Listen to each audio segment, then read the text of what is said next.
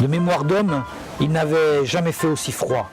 Pourtant, dans ce coin des Pyrénées, les habitants étaient rompus aux épisodes rigoureux de l'hiver. Et certains n'étaient pas loin de penser qu'il y avait quelqu'un là-haut, bien déterminé à faire payer à toute la population leurs fautes avouées ou inavouables. La Maison Jaune, c'est d'abord une histoire d'amour. C'est aussi une histoire de solidarité.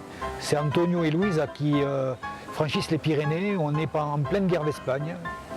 Et ils décident en fait de fuir ce pays qui est en guerre pour aller se réfugier de l'autre côté des Pyrénées.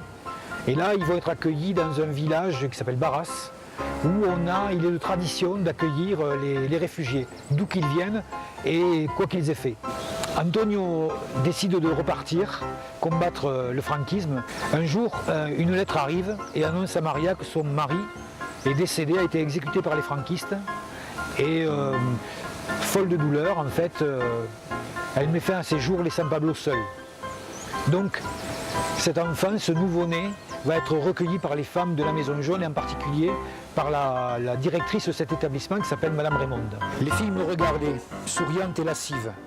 Lina, la belle italienne, s'approcha de moi et ôta avec délicatesse mes pantoufles. Pieds nus, à peine vêtu de mon pantalon, je ne savais pas trop ce que l'on me voulait, ou du moins, je n'osais pas l'imaginer. Il n'y a pas de message particulier. Moi, j'ai voulu simplement parler d'une histoire de solidarité, une histoire d'amour, quelque chose de puissant, de fort.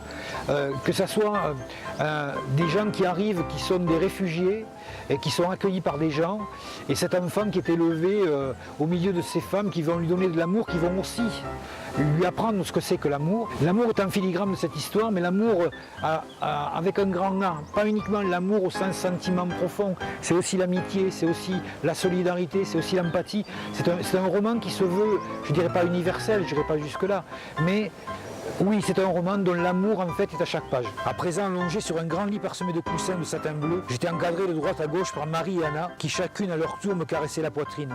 J'avais le souffle court, et je sentis très nettement mon sexe se gonfler et durcir. Mahabi, au pied du lit, continua à chanter dans une langue que je ne comprenais pas, mais qui m'envoûtait.